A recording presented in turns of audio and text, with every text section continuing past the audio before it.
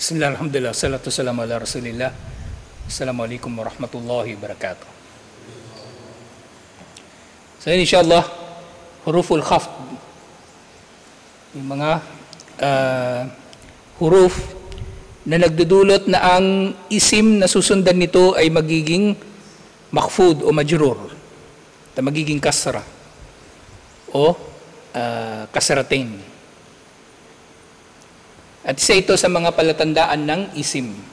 Sa apat na palatandaan ng isim, yung kasra, tanwin, alif lam, at ito pwede siyang dikitan ng harfu jar. Kasi ang verb, ang fi'il, hindi siya pwedeng didikitan ng harfu jar. Walang kahulugan kung didikitan siya ng harfu jar. So yung huruful khafd, ang huruful khafd, yakni al-hurufa allati idha dakhalat alal ismi khafadathu.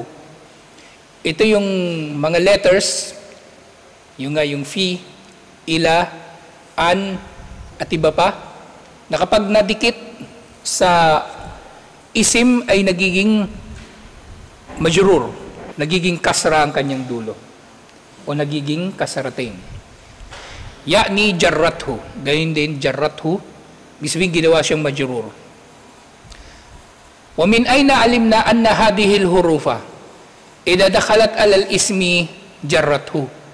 Paano natin nalaman na mga huruful jar na ito kapag nadikit sa isim ay magdudulot na ang isim ay magiging majrur? Sasabihin na naman ng mga tao, saan sa Quran at sa Sunnah, di ba? Pag may ganon, nagtatanong saan sa Quran at Sunnah, walang batas tungkol sa grammar na binabanggit sa Quran at Sunnah. Pero actually, pwede natin itong iugnay sa Quran at Sunnah. Kasi hindi ba ang pagbasa ng Quran musnada?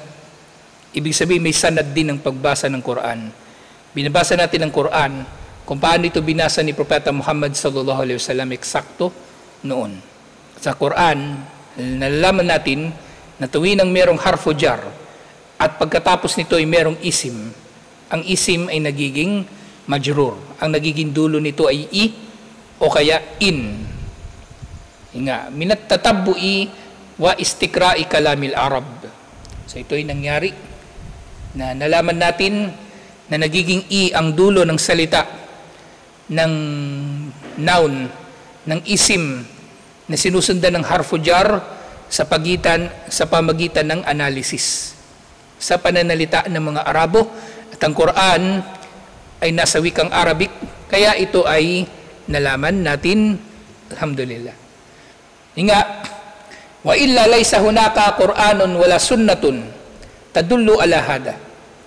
Dahil kung hindi, yun nga, wala nga nababanggit sa Quran o sa Sunnah na ganito dapat. Lakin al-Arab, idadakala harfun min hurufil khafdi ala kalimatin khafadaha. Pero mga Arabo nga, kahit sa Quran na rin, dahil Arabic ito, kapag merong harfu jar o huruful khafd na nauna sa salita na isim, ang isim na ito ay nagiging i o nagiging in ang kanyang dulo. At ito yung mga halimbawa ng harfu jar.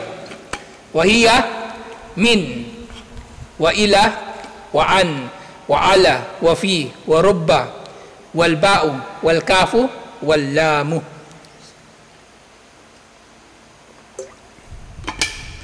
Diba, halimbawa, gagamit tayo ng isang salita. Halimbawa yung al-baytu. Al-baytu, di ba? Al-baytu, ano yung al-baytu? Ang bahay. Pag nauna sa kanya, min, magiging minal-bayti. Minal-bayti. Ang baytun, di ba al-baytu ang bahay? Yung baytun, ibig sabihin kahit anong bahay lang yun. Indefinite. Pero pag inunahan siya ng min, siya ay magiging min baytin. Yung i pumalit siya doon sa albaytu. Sa halip na albaytu, naging albayti dahil sa min. Albaytu, kapag naging min albayti, nagiging i ang dulo. Yung bayton, kapag naunahan siya ng min, yung bayton nagiging baytin, min baytin. Yan siya. Ila, ganun din. Ay ibig sabihin ng min, from, mula sa, saan siya nanggaling? Yung ila, doon siya papunta. Diba? Min baytin, ila baytin. Ila baytin. Min albayti, ila baytin. Pwedeng ganun. Yung an, ibig sabihin ng an, malapit sa kanya. Ano, nasabi mo? Yung sa hadith, pwede rin. Diba, an Abi Huraira? Di ba yung Abu Huraira, naging Abi Huraira dahil din yung sa an. So tama, pwede. Pero yung an, kung sa preposition siya na kahulugan, kumbaga malapit. Malapit sa kanya. Yung ala, ibig sabihin ng ala, sa ibabaw. Nasa ibabaw. Yung fi, nasa loob. Nasa loob. Yung rubba, kumbaga, some of them, ang ilan sa kanila. Diba sa hadith, rubba saimi, laysa lahu min siyamihi illa al-ju'i wal atash. May ilan sa mga nag-aayuno, wala silang mapapala sa pag-aayuno nila, liban na lang sa gutom at pagkauhaw. Yan yung rubba na yan. Yung ba, kaf at lam, ito mismo yung mga letter. Ito mismo yung mga letter. Halimbawa, yung sample natin, di ba yung albaytu? So, dinikit yung ba, bil bayti. Bil bayti. So, parang ang kahulugan nito, sa direksyon ng bahay, bil bayti. Yung kaf, idudugtong natin sa albaytu, magiging kal bayti. At usually yung kaf, pag dinugtong sa salita, ang nagiging kahulugan nito, pag dinugtong sa isim, katulad. Kal bayti, so ibig sabihin katulad ng bahay. Tapos yung lam, kapag dinugtong sa isim, sa albaytu uli, yung sample natin, yung albaytu, inunahan siya ng lam, magiging ano? Lil bayti. Magiging lil bayti para sa bahay. Magiging lil bayti para sa bahay. So ulitin natin ha. So yung albaytu, idudugtong natin dito. Minal bayti, mula sa bahay. Ilal bayti, patungo sa bahay. Anil bayti, malapit sa bahay. Alal bayti, sa ibabaw ng bahay. Fil bayti, sa loob ng bahay. Rubbal bayti, pwede kaya? Maaari, yung ilang bahagi ng bahay, ganun. Bil bayti, kaharap sa bahay. Kal bayti, parang bahay. Lil bayti, para sa bahay. Pero mahalaga rito, lahat sila ay nagiging majrur, nagiging i, lahat ng dulo niya. O yung baytun, baytun naman yung gamitin natin. Min baytin, ganun din, mula sa bahay, ila baytin, patungo sa bahay. Pero ang bahay na tinutukoy dito ngayon, hindi tukoy. An baytin, malapit sa bahay. Alal bayti, ala baytin, an baytin, malapit sa bahay. Ala baytin, sa ibabaw ng bahay. Fi baytin, sa loob ng bahay. Rubba baytin, ilang bahagi ng bahay. Bi baytin, kumbaga nakaharap sa isang bahay. Kabaytin, parang bahay. At libaitin, para sa bahay.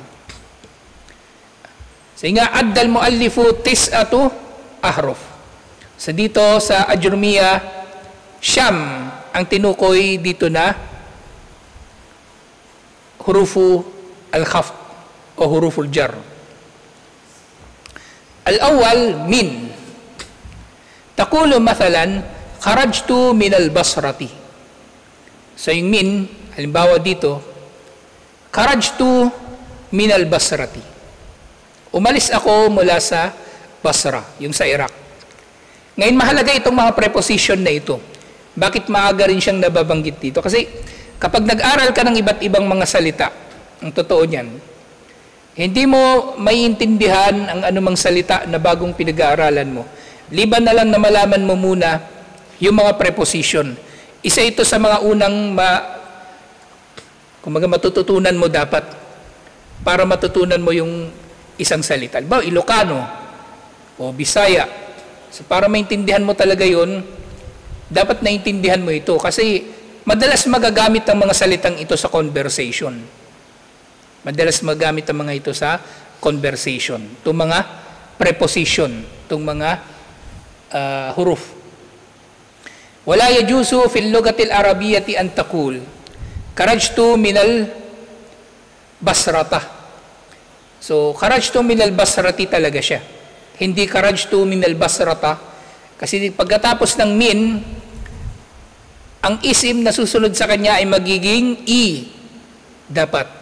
Kung meron siyang alif lam. Pero kung walang alif lam yan, magiging in. So, mali ito. Ito ay mali. Wala yajuzu aidan an taqula kharajtu minal basratu. Umalis ako mula sa Basra. Parehong kahulugan, di ba? Kumbaga, kasi naintindihan naman natin. Pero mali ito. Hindi basratu. Dapat basrati. Ay, ito pala. Dapat al-basrati. Hindi al-basrata, hindi al-basratu. Bal min, harfu khafdin. Ang min ay harfu khafd. Nagiging dahilan na ang isim na susundan nito ay magiging kasra. Min al-basrati, wala bud.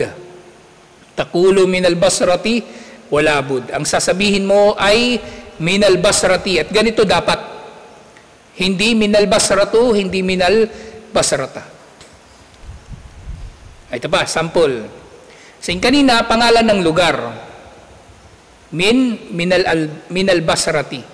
Ang Basra, pangalan nito ng lugar. Ngayon kung sa tao, pangalan ng tao, applicable pa rin ito. Magbabago pa rin ang pangalan ng tao. Ang dulo ng kanyang pangalan ay mababago, magiging kasra pa rin o kasratain. So sabi dito, ishtaraitu hadal kitaba. So dito nagbago yung al-kitaba, di ba originally al-kitabu ito? Ang nangyari lang dito, madaanan na rin natin, siya kasi yung maf'ul, siya yung binili. Ishtaraitu, bumili ako, o binili ko ang aklat na ito. Kaya hadal kitaba. Ishtaraitu hadal kitaba, siya kasi yung binili. Hindi siya yung bumili. Ishtaraitu hadal kitaba min Zaidin. Min Zaidin. So Zaidun, itong original na pangalan ni Zaid. Zaidun. Pero actually sa lahat ng pangalan, pwedeng applicable yan. Pwedeng applicable yan. Magiging kasra silang lahat. Sa halimbawa ito, hindi si Zaid yung binilhan mo ng libro. Si Muhammad.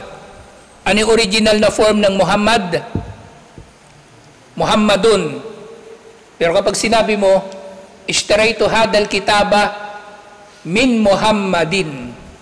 Pareho lang. Halimbawa, binilhan mo ng aklat, si Ahmad. Ano yung original na pangalan ng Ahmad? Ahmadun, di ba? Ahmadun. Pero dito, kapag sinabi mo, ishtaraitu hadal kitaba min Ahmadin. Nagbabago yung dulo niya dahil sa min. Dito nga, awalan al-kitabu ismun am harfun. Pero bago yung lahat sa paliwanag dito, ang kitab, al-kitabu, ito ba ay isim o harf? Yung al-kitab, ang aklat, ang libro, noun ba ito o verb? O noun ba ito o letter? Isim ba ito o harf? Ito, al-kitab. Isim, anong palatandaan? Merong alif lam at merong originally dito meron siya dapat na damma, al-kitabu. Pero dahil siya yung binili, nagiging fatha. So ito nga ay ismun, li'anna bihi al-alifu wal-lamu, mga palatandaan ng isim. Ngayon ang Zaid, alam natin ito ay isim. Zaidin ismun. Wamada fihi min alamati al-isim. Ano ang palatandaan na ang Zaid ay isim? Anong palatandaan ng Zaid ay isim? Yung kasra o yung kasratain.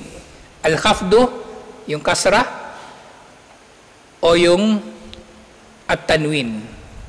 Yung khafdu, hindi lang kasra ko ba? Kasra dulot ng huruful khafd. At yung tanwin, ito nga yung kanyang in. Yung dalawang kasra sa baba.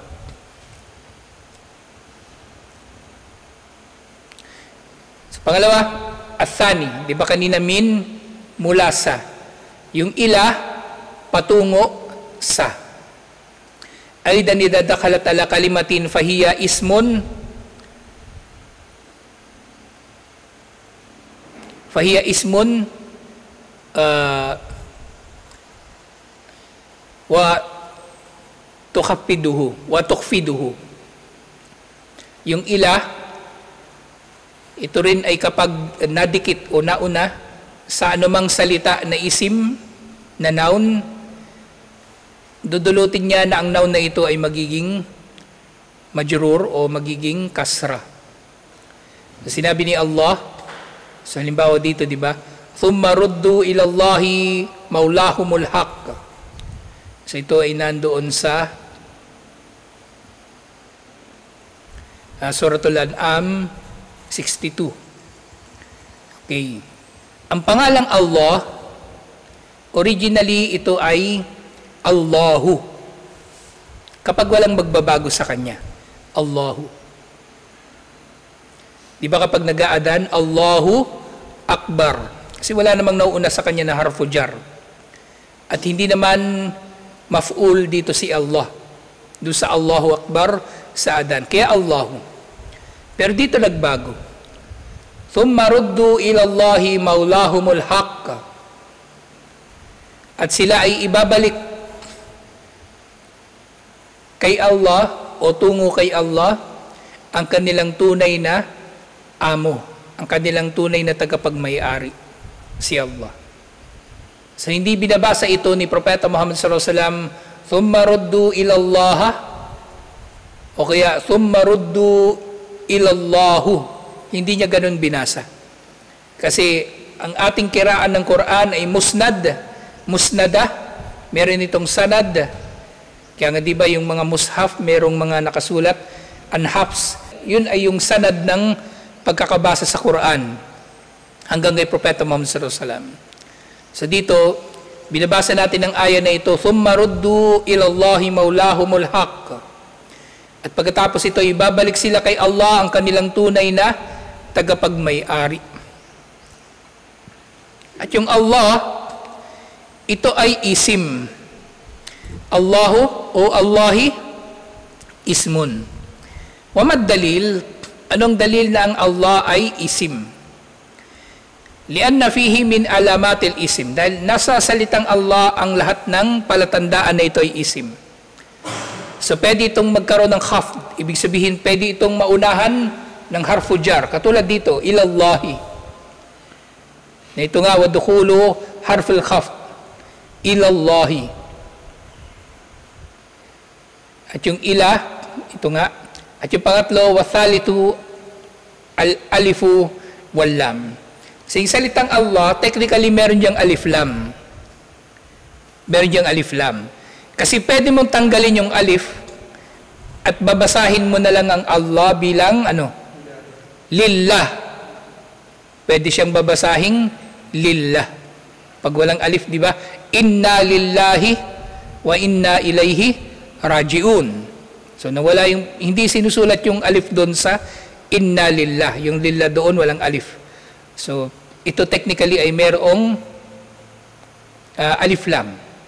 Meron siyang alif lam ang salitang Allah. Ngayon, sa pang-sample dito. Afalam yanduru ilas sama'i fawqahum. Afalam yanduru ilas sama'i fawqahum.